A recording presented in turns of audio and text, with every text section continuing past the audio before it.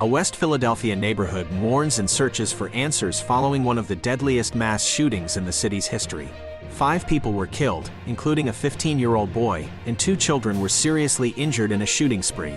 The motive remains unclear, and the alleged shooter, Kim Brady Carricker, was apprehended. The incident has sparked calls for gun control as the community grapples with the devastating loss.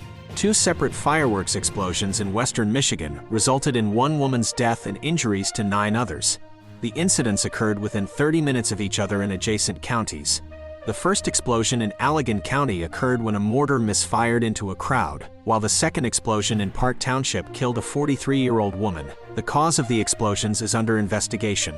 Fireworks-related injuries and deaths are a recurring concern during the 4th of July celebrations in the United States. A 69-year-old woman was killed by an alligator while walking her dog in Hilton Head Island, South Carolina.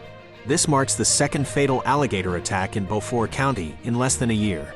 The woman's body was found near a lagoon, and an alligator guarding her interrupted emergency efforts. The 9-foot, 9-inch male alligator was euthanized. Fatal alligator attacks in South Carolina are rare but have increased due to human encroachment on alligator habitats. Southern California witnessed a spectacular display of fireworks on the 4th of July. Drone shows added a new dimension to the celebrations, with 500 drones creating 3D shapes and images synchronized to music.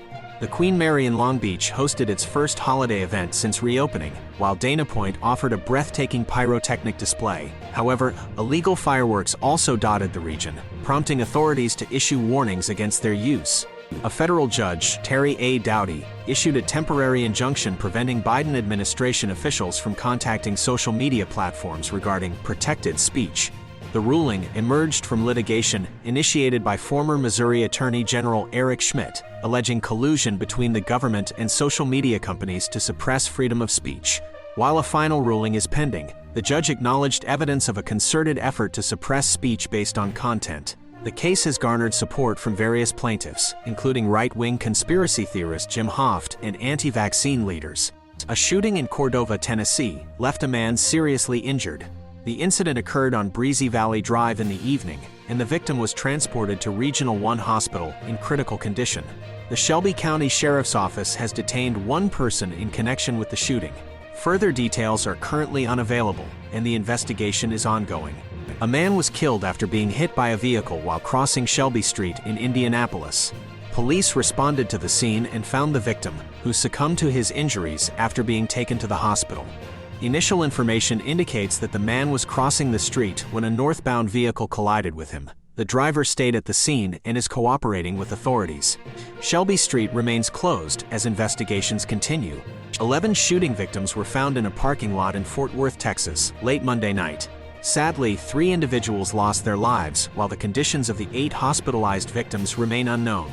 The shooting occurred in the Como neighborhood after the conclusion of the annual Como Fest. No arrests have been made, and the motive behind the gunfire remains unclear. This incident adds to a series of mass shootings that took place across major cities during the holiday weekend.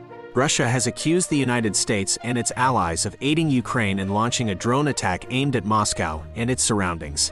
The attack temporarily disrupted air traffic at a major international airport, but no injuries or damage were reported.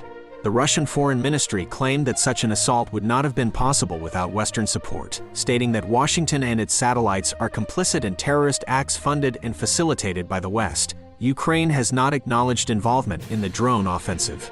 Ukrainian President Zelensky issued a warning about potential dangerous provocations at the Zaporizhzhia nuclear plant. Moscow countered with allegations of Kyiv planning an attack on the facility. The situation remains tense between the two countries, with reports of a Russian base in Makivka being attacked and destroyed by Ukrainian forces. The conflict in the Donetsk region continues to escalate as Ukraine launches a counter-offensive to regain control of the territories.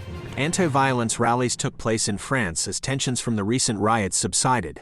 The demonstrations showed solidarity with local governments that had been targeted by angry rioters.